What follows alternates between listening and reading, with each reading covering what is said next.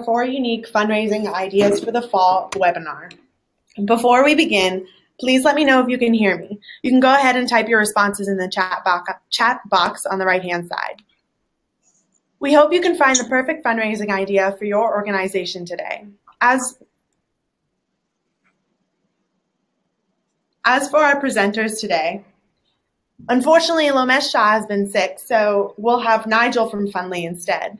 And then we'll have Ryder Kessler, the co-founder and CEO from DipJar, Tom Henderson, the chief fundraising strategist at Funds2Org, and Adam Wagner, the president of Double the Donation. Today, we'll be discussing crowdfunding with Nigel, giving kiosks with Ryder, Q-Drive fundraisers with Tom, and matching gifts with Adam. So let's go ahead and dive into crowdfunding with Nigel from Fundly. Without further ado, we'll put up a link on the right-hand side near the chat box for Fundly's website for anyone who would like to learn more.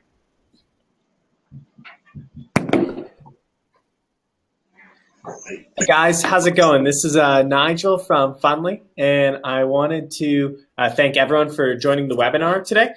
Today I'm going to be talking about Fundly, which offers a variety of different products, including a crowdfunding platform. So for most of you on the call, you probably are familiar with crowdfunding as a fundraising platform. So today what I wanted to talk about are a couple different ideas to basically improve your crowdfunding campaigns. And if you're already doing crowdfunding, a couple ideas to help you raise more from each individual donation. And solicit more donations. And if you've never done crowdfunding before, then we can cover some different concepts that you can bring into play when and if you start a campaign. Okay, perfect. So the first thing I wanted to talk about is the social aspect of crowdfunding. So with crowdfunding, what you're really doing is recruiting your most ardent supporters to basically help you. Looks like we went back. I'm going to go back one slide. We've got our slides moving a little ahead of me. So with the social aspect of crowdfunding, basically what you're trying to do is give your supporters a way to engage each other and make a fundraising event that is very shareable. And is easy to share between your different supporters. So what's neat about the Fundly platform is that you can give directly through Facebook, which is unique to Fundly and allows supporters to give directly.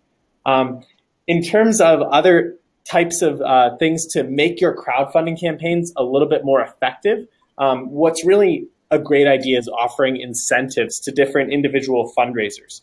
So giving them a way to provide donations and get certain types of prizes as a reward for reaching certain giving levels and thresholds. So what's neat about the Fundly platform is that we actually integrate that directly into the platform. So if you look at this image right here, you can actually create all sorts of items, including t-shirts, and customize them directly through the platform, and then offer them directly in your crowdfunding campaign. So what occurs is that this is shown to increase individual online contributions by up to 35%. And that occurs because what you're doing is giving someone an incentive to donate. So like I mentioned before, this is directly integrated into the crowdfunding platform. So you're able to do it directly through your Fundly campaign. The next thing I wanted to mention is just the ability to basically gamify your fundraiser. So through the Fundly platform, you can do a couple different things. You can create events, sell tickets. You can create events, you can sell tickets. You can do a variety of different things in order to basically encourage people to get engaged with the campaign. So these slides, again, a little bit ahead of me. So basically what that allows you to do is pair a walkathon, bikeathon, any sort of event with your fundraising campaign in order to not only engage people online, but engage them in the real world as well. And in addition to that, you can also create things like leaderboards and that allows you to basically take the folks who are actively engaging in your fundraising campaign and stack them up against each other and make it into really a competitive experience. One of the other interesting features about Fundly, and something that I think is unique to crowdfunding, is displaying where your donations come from on a map. So when you run a Fundly campaign, you can basically create a heat map that allows you to map your donations across the continental US, which is really neat when it comes to seeing where your donations are coming from. And especially for organizations who have never done crowdfunding before, the really neat thing is that because you're recruiting your supporters to reach out to their family and friends all across all across their own networks, you may get donations from new places that are going to be brand new and that you've never seen before.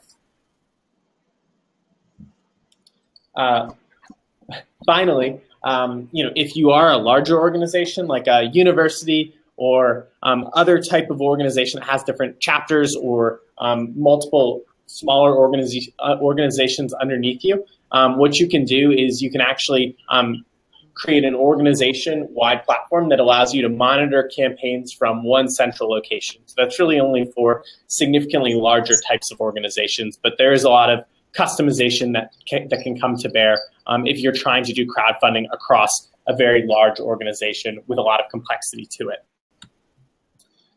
So that, again, is kind of the summary of the crowdfunding portion of this presentation. The nice thing about any sort of crowdfunding campaign, including Fundly, is that you can start it in minutes. And if you take anything away from the crowdfunding portion of today's presentation, the two things that I can recommend to you in order to make your fundraiser more successful are make it social and make sure that you're getting your supporters to engage their own networks on social media platforms.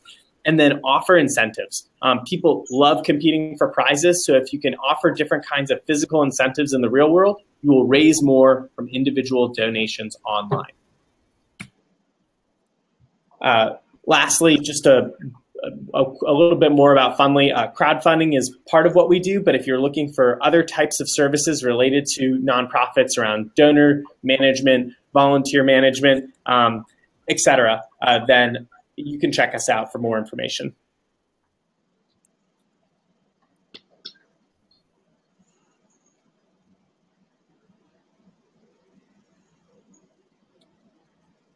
Great, thank you so much for that. Yes, thank you, Nigel, for information about crowdfunding. So if you're interested in learning even more, you can definitely check out Fundly. Let's move on to giving kiosks. We have Ryder from DipJar to speak on the topic. Again, for those who'd like to learn more information while he's speaking, we'll put up a link on the right-hand side in just a moment. Ryder? Hello, can you all hear me? Yes, we can. Okay, great. So I want to talk about giving kiosks. And really, when we talk about giving kiosks, we're thinking about the fundraising you're doing face-to-face. And, that could be across a lot of different kinds of collections. Maybe you have a place where volunteers or visitors come every day, like a food bank or a museum or a church. Maybe you have a gala dinner once a year or other events like run walks or cocktail parties or school plays. Maybe you do cause marketing in stores with local retail partners or in offices with businesses that support your cause. And when you're doing face-to-face fundraising in these kinds of settings, there's really not too much innovation in how you can capture new donations and catalyze donors. So much of it relies on cash in that collection plate or donation box, or maybe the solicitation of a check, or having someone write their 16-digit credit card number on a paper pledge card. And it's really hard to have people undertake those old-fashioned and high-friction forms of donation. But when they're at your place of operations or at your event, that's when they're most engaged. And so it's really important, as you think about fundraising for the fall, to think about how to do this donor capture and donation acquisition in a way that's really easy, fun, and innovative. So let's go to the next slide.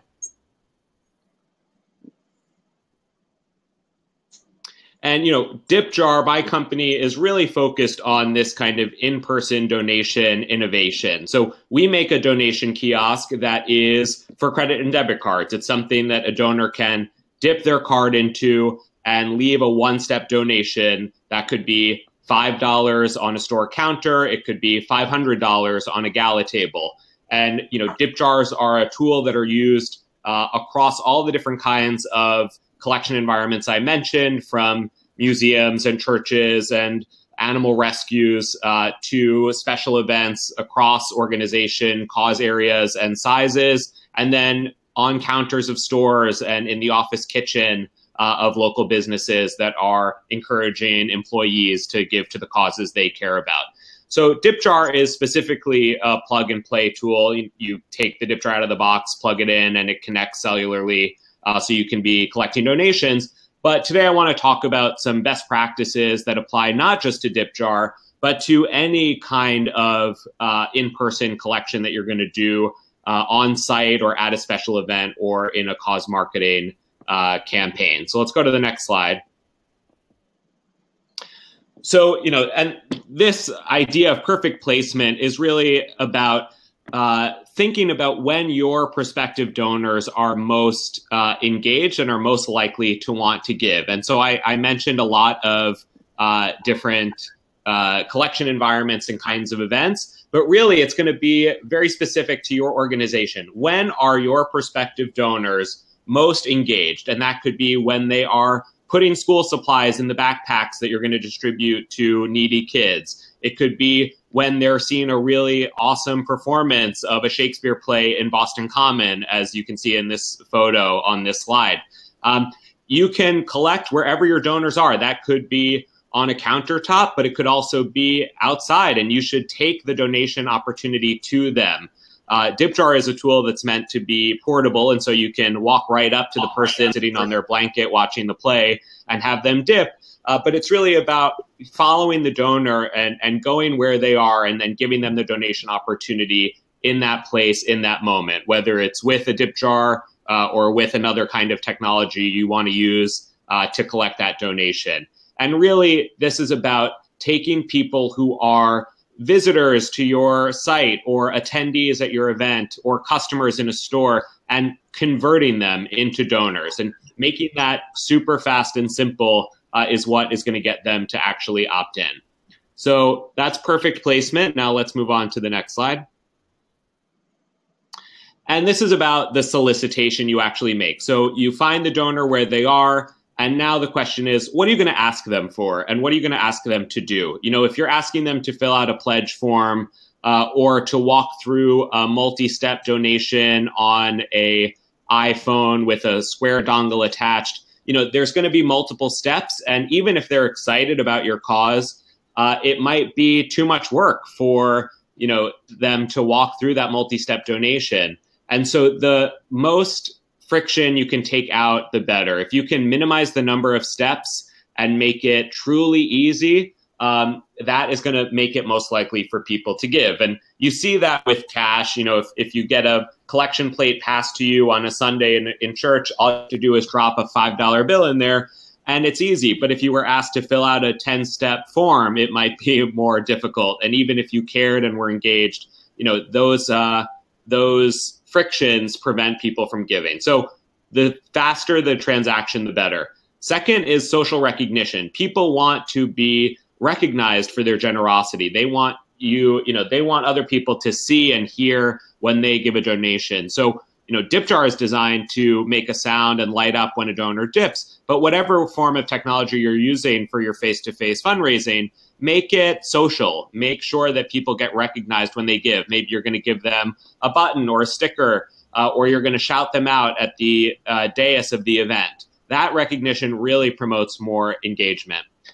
Third is about norm setting. If you just say, give what you want, that makes people nervous. They don't know how much is appropriate to give. They don't want to give too little or too much. And so if you can tell them, at this event, we're asking for $20 to support our public theater, or we're asking for $200 to help provide school supplies for one child for a year, that makes them more likely to opt in. And that's tied to the last point about making the gift meaningful. You can see here, this organization was collecting $650 dips, but they could say that 2 of those dips would cover the cost of a student in a classroom for a year. And that kind of meaning attachment to a donation is really powerful no matter what technology you're using. Let's go to the last slide.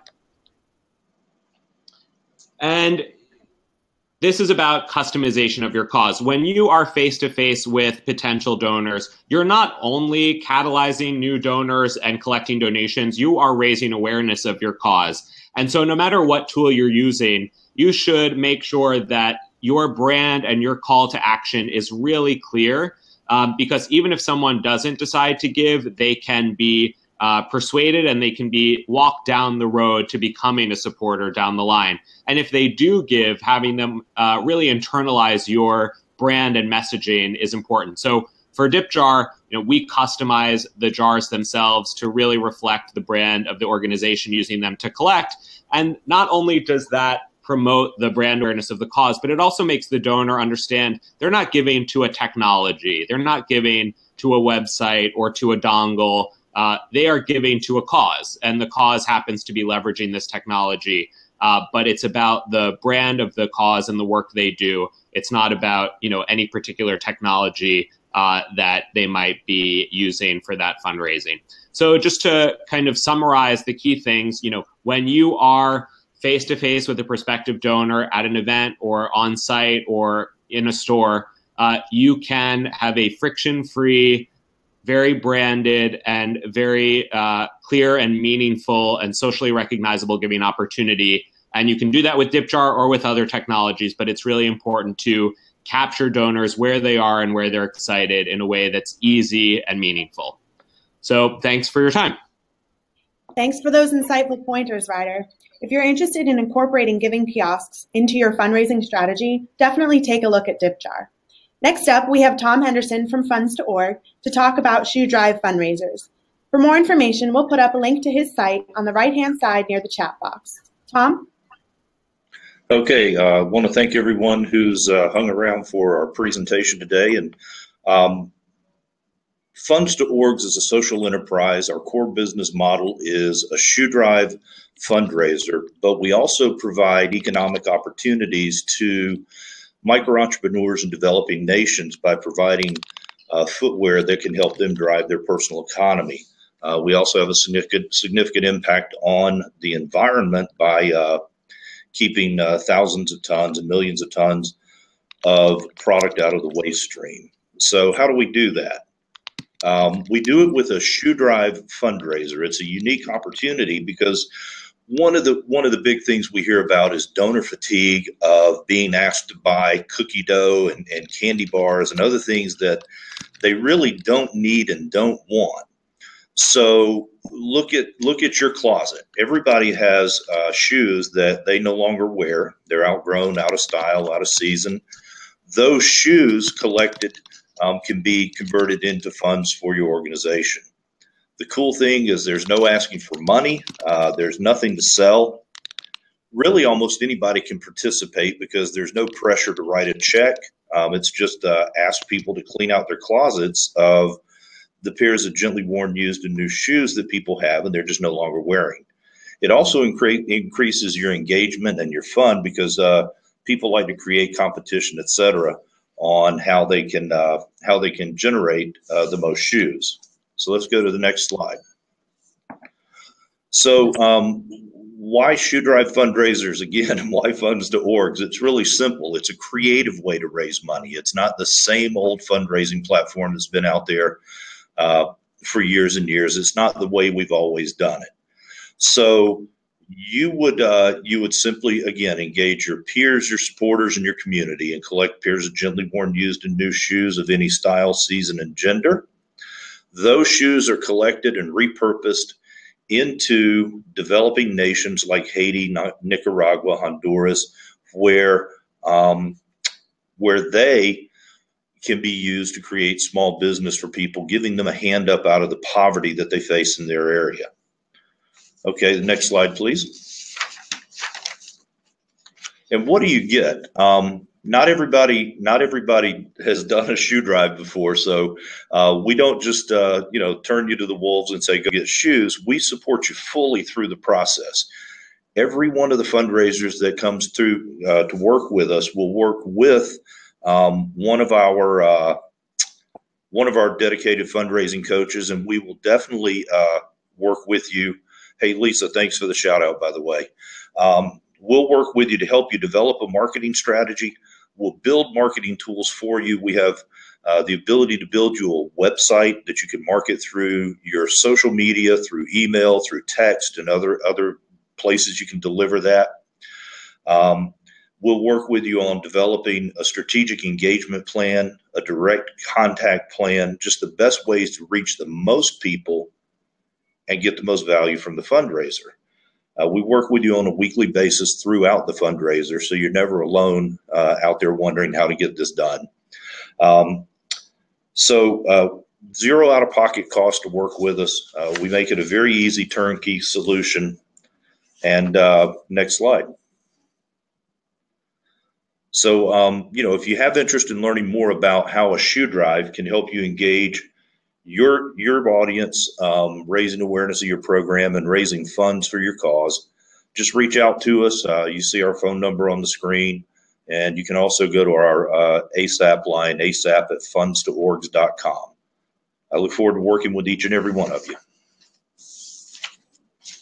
Thanks, Tom, for that information. If your organization is interested in hosting a shoe drive fundraiser, Funds to Orgs is a great solution for you. Finally, let's talk about matching gifts with Adam Wagner from Double the Donation. A link to his site will be in the chat on the right-hand side for those of you who would like to learn more. Great. Thank you, everyone, for our presentations thus far. Hopefully everyone's still able to hear me. So to kick us off, just want to give a brief overview of kind of what are employee matching gift programs for those of you who aren't familiar with them. They're corporate giving programs where companies support the organizations which their employees care about by matching donations that their employees make to a wide range of nonprofit organizations. So it's really a way for companies to take a bottoms-up approach to their corporate philanthropy. And probably a little known fact to most people is that between 15 and 19 million individuals work for companies that will match their donations. In fact, more than 65% of Fortune 500 companies and many smaller corporations match donations. So to kind of give you some examples, we've got a table on the screen that lists out 10 or 15 different companies and kind of their matching gift ratios and their match amounts. So for example, General Electric, which was the world's first company to launch a matching gift program over 60 years ago, matches employee donations dollar for dollar up to $25,000 per year, per an employee. So when you think across your organization and across your donors, you probably already are raising some money from matching gifts, but there's a lot more potential out there. Why we encourage every organization to think about matching gifts is that they're very underutilized. It's estimated that each year billions of dollars go unclaimed from donors who are not submitting matching gifts when they're eligible to do so. And it comes down to a variety of reasons, everything from a lack of awareness, where many donors have never heard of a matching gift program, to matching gifts being not front of mind, or there being an unknown process, or donors just forgetting. So we always encourage organizations to kind of take it upon yourselves and figure out what can you do to get more of your donors to submit matches. And when you think about how do you do it, the two keys are really, number one, you want to prompt your donors to submit matching gifts. So many of your donors just are not thinking about them, have never heard about the company's program. So you want to be reminding them and encouraging them to take those steps. And then secondly, you want to make it as easy as possible. So if you know you have a donor who works for General Electric, provide that donor with a link to the URL where they can submit their match. So we've tossed up a link on the right-hand side to Double the Donation's website. We have a ton of great educational resources there. We have an entire section of our website dedicated to how you can better market matching gifts. When we talk to organizations who kind of see the most success in their matching gift efforts, it's that they've incorporated wording and solicitations and kind of reminding donors across their broader fundraising strategy. Pretty much in three main spots. The first is in the donation process. So on the donation page, on a confirmation page, or in an acknowledgement email, across their communications with their donors, and then across your website. So we would encourage each and every organization who's on this webinar to kind of look through your marketing strategy today and figure out where you're promoting matching gifts and where you could.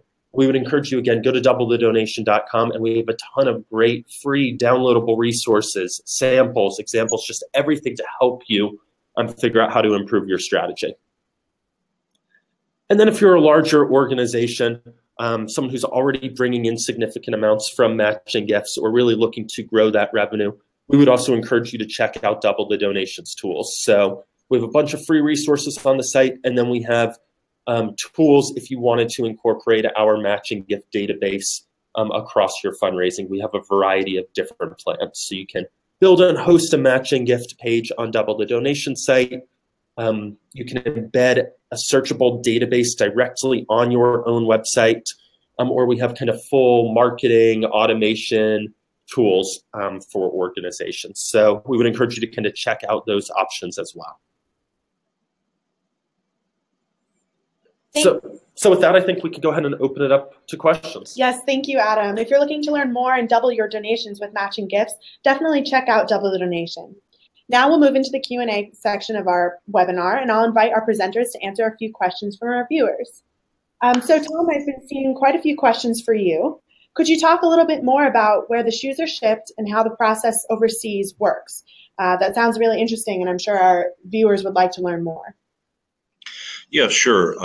When we receive the shoes here in our facility, we load them in the shipping containers. They go directly to the developing nation. We work with partners in those areas like Haiti, Nicaragua, Honduras.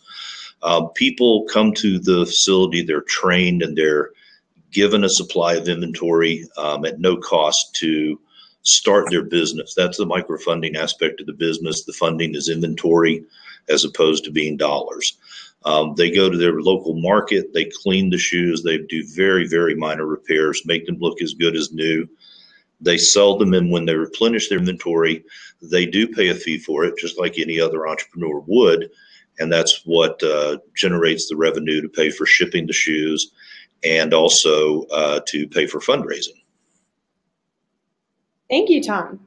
Absolutely. Next question will be for Ryder. What are the main types of events that individuals have had the most success with while using dip jars? And how does a dip jar compare to a square reader? That's a really great question. I'll answer the second part first. Square readers are very powerful to collect credit and debit card donations. What organizations see as a drawback of Square when they're comparing it to dip jar is really a few things. One is that the Square donations require many more steps. So, rather than an instantaneous donation, the prospective donor has to, swipe the card, walk through multiple steps on the screen, fill things out. And so it's just a higher friction experience and can delay the donation. Second is that it requires personnel to operate. So you need a volunteer or a staff member holding every iPhone or iPad with the dongle and walking every donor through that transaction. So you can't have, an unattended iPad with a dongle to collect a donation passively. Really, every transaction, every donation has to be proactively processed by someone on your team, and that restricts your ability to collect, far and wide throughout your event and very fast. The other thing about the dip jar is that because it sets the clear norm, it makes it easier for folks to decide to give, and also it has that social recognition of lighting up and making a sound, and so it's kind of a more fun, joyful donation than walking through a Square transaction. Folks use dip jars at all sorts of events, and the success really depends on how engaged folks are at your event. So, we see people put a dip jar set to $1,000 on a gala table. We see them sell raffle tickets for $50. We see them charging the entry price at the door with a dip jar. Organizations have a lot of success at events like golf tournaments, where they are collecting donations, when people are milling about, or to sell mulligans for $25 each. Anywhere that there are donors who have, the capacity to give a higher dollar amount donation and where they're very bought in, that's a great place to collect. But events can also be much lower key. It can be a street fair. There's an arts organization in Houston that uses dip jars at their weekly street festivals and collects $2, $3, and $5 dips. So it doesn't have to be a $1,000 donation to really add up quickly. The American Diabetes Association collected $3 dips at a state fair and earned $15,000 over the course of one day in $3 dips. So it really can add up depending on how engaged and high volume your prospective donor base is at that event. But anything where you can set the dollar amount high or have a real incentive to make that gift, like to get a raffle ticket or to get entry into an activity, those things are powerful. But the events really can be anything that is meaningful for your organization. Thanks, Ryder. Tom, it looks like we have another for you. From start to finish, what does the timeline look like for a shoe drive fundraiser? Our typical fundraiser spans for 60 days. Of course, you have to allow some time for us to arrange transportation to pick the shoes up from you. But in most cases, start to finish, a fundraiser can collect their shoes and have a check in hand in 90 days. Thanks, Tom. Nigel, we have one for you. What have you seen that makes a really successful crowdfunding campaign? Yeah, thank you. So I think there are a couple factors that really contribute to the success of individual crowdfunding campaigns. I think that there are really three things that it comes down to. The first is, are your supporters doing a really good job of engaging their social groups? So giving your supporters ways to reach out to their friends and family, making it easy for them, encouraging them to do so. I think all those things contribute to a successful campaign. Incentives are huge. So they can be physical incentives. They can be competition against each other. They can be just incentives against the individual's own goals to fulfill their fundraising goals. I think all those really help. And then finally, the last piece is just keeping up with it. So the organizations that set it and forget it, I think, see far less success than those that are really keeping up with their crowdfunding campaign, pushing updates, and engaging their supporters to make sure that they are going out there and connecting with their friends and family. Thanks, Nigel. Adam, we have a question for you. How do your customers know which companies will match their donations? Yeah, it's a great question. With about millions of companies out there, it can be really tough for anyone to kind of have that information. At Double the Donation, it's really what we do as a company. We build and maintain a database of companies that match donations. So if you're kind of curious if XYZ company offers a matching gift, you can actually just go to doublethedonation.com/demo, and you can actually play around with our search tools directly on our website. So it's kind of a free resource for anyone out there to play around with the demo tools. You'll be able to access information on companies and determine, if the company that you're wondering about has a program. And then if you want to incorporate our tools into your fundraising, into your website, into the donation flow, we have a variety of kind of different plans out there for that. Thank you, Adam. Ryder, looks like we have one more for you. What does the process look like for understanding who dipped their cards in a dip jar? So what information do the nonprofits get back after the event? What can they see?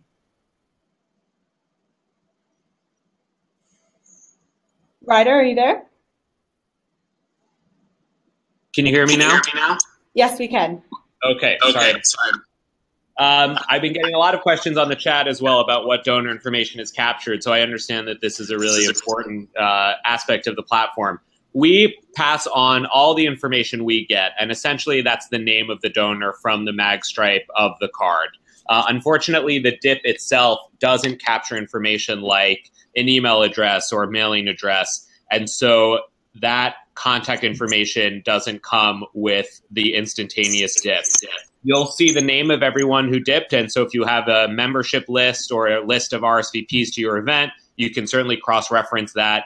But if you want full contact information, organizations generally encourage donors to request a receipt or a tax acknowledgement from us. They go to dipjar.com, click request receipt, put in their email address, and then we have that data of everyone who's asked for an acknowledgement, and we can pass along to you a report of every transaction for whom or for which an acknowledgement was requested, along with the contact information of the donor. So we see that opt-in receipt request happen quite often at higher dollar amounts. If they're giving $650 at a gala, we don't see it that often for a $5 or $20 dip.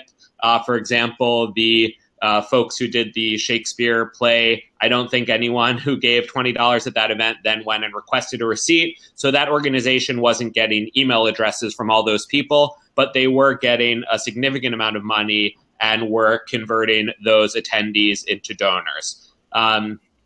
So I will pause there, although I see a lot of other questions on the side that I'm itching to answer. So I'll just say, go to our website and chat with our online chat support with any questions you have, or submit a request to be contacted, and we'd love to answer all the questions you have. Thanks, Ryder. And we'll go back to Tom for another question. We've been seeing a lot, would a shoe driver work for a higher education program? And then how much does an organization make from the shoes? Is it per shoe or by pound?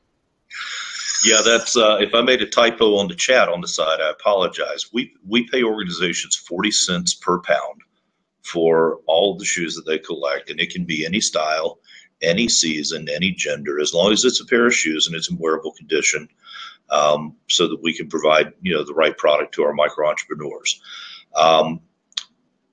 Yes, we work great with higher education. We do a lot of work with sororities, fraternities, and other organizations. So I think, yes, for higher education, it's a great fit. All right. And we have one more for Ryder. So how much does a dip jar cost if you don't customize it with your agency's logo? And can you have different dip jars at different levels? Yes, another great question. So to purchase a dip jar, it costs $399. And if you go to our website and click on Buy Now or go to store.dipjar.com, you can see all the colors that dip jars come in. That $399 purchase price includes a year of service. So because dip jars are cellular, you just plug them in and they're up and running. The purchase price includes a year of that cellular data plan, as well as a year of the software platform to manage and monitor your activity. After the first year, it's $99 per year per dip jar. And then what was the other question?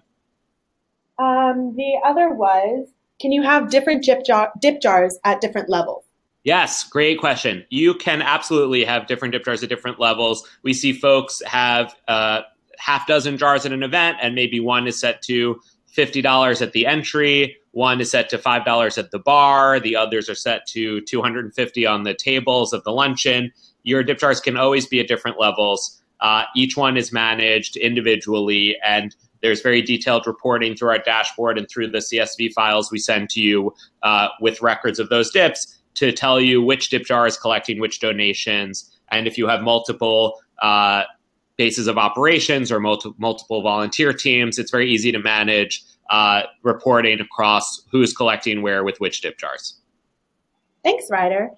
We noticed that all of you have been answering a lot of questions in the chat. Were there any specific questions that you wanted to address? No? Okay, well, is there an initial, for Tom, I'm sorry, we're seeing one that is asking, is there an initial startup cost for the nonprofit to set up a shoe drive fundraiser, excuse me? Yeah, that's a great question. And no, there's no out-of-pocket cost to set up. There's no out-of-pocket cost throughout the fundraiser. We work hard to, help people raise money without asking them to put up front costs. Many organizations don't have the funds to invest into a fundraising program. So we've taken that hurdle away from the Shoe Drive fundraiser. Thank you, Tom. We're seeing another for Ryder from Joshua.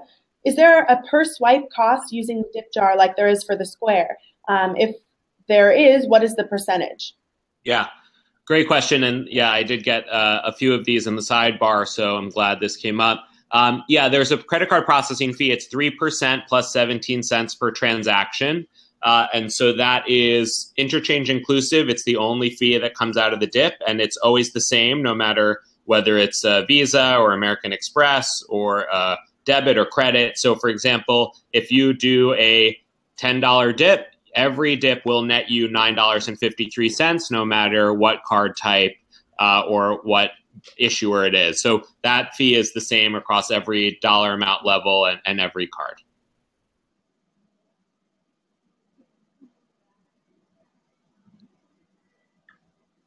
Thank you, Ryder. Does anyone else in the chat have any more questions that we didn't get to answer? You can go ahead and type some more in if you do. Yeah, if you don't, I'll jump in. I've seen a few about can dip jars be left in a store unattended? And since that was asked multiple times, I'll say absolutely. That is a very common use case. Stores that don't have the capacity to ask a customer to add $1 to their transaction, who don't want to program that into their point of sale system, or who don't want to host a cash box on the counter because of security concerns. They love hosting dip jars. All they have to do is have the counter space for it and plug it in, and then the money goes right to the cause. The store doesn't have to do any extensive back-end accounting or transfer of funds, and dip jars work perfectly when they're not attended by a staff member or volunteer. They can communicate on their own or with some signage. So we see all the time folks put dip jars on the counters of friendly stores or in the offices of friendly businesses, because it's such a lightweight, flexible tool. Really, you should put it anywhere you want to get your messaging out and open up opportunities for new collections. Thanks, Ryder. Tom, I'm seeing another for you, and I'm not quite sure if you answered it already, but with a shoe fundraiser, does Funds2Org take care of the shipping costs as well? Great question, and yes, we do. We have our own logistics team that's dedicated to us, and our drivers will come directly to your location, pick up the shoes, deliver them to our facility here in Florida, and we within 40 days